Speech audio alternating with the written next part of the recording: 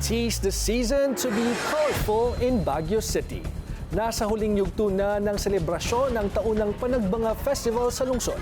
Makibalita tayo sa mga ganap sa City of Pines sa Agenda Weekend Report ni Dobby de Guzman. Maagang nag-abang ang mga residente at mga turista para matunghayan ang Grand Street Dance Parade ng Panagbanga. Eksakto alas 8, muling umusbong ang makulay at matingkad na kultura ng Baguio. Nagmistulang hardin ang session at Harrison Road. Nagsilbi rin itong entablado sa patalbugan sa husay ng 14 na dance troupe.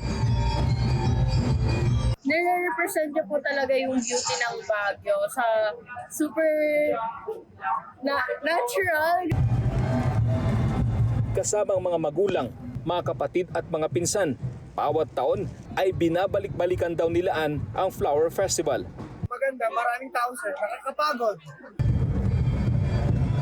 Ang Grand Street Dance Parade ay simbolo rin ng pakikiisa ng mga bayan mula sa iba't ibang rehiyon. May mga kalahok din mula sa South Korea.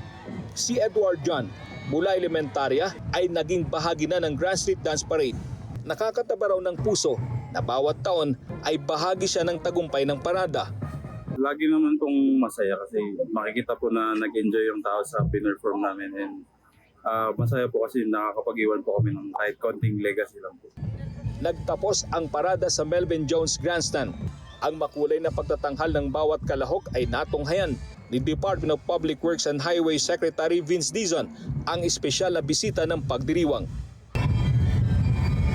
Ayon sa organizer ng Panagbanga, parami ng parami ang nakikibahagi at nanunood sa parada. Karamihan sa kanila ay suki na raw ng pagdiriwang. Yung ating objective palagi dyan, we should always create a wow effect every year.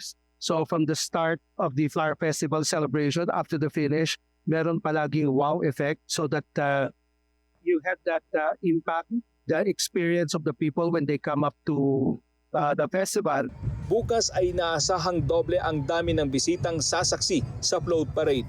Ayon sa Baguio Flower Festival Foundation Incorporated, plano na nilang magpatupad ng accreditation sa susunod na taon matapos sumingaw ang impormasyong aabot sa 1.5 hanggang 1.8 billion pesos ang singil ng bawat float maker.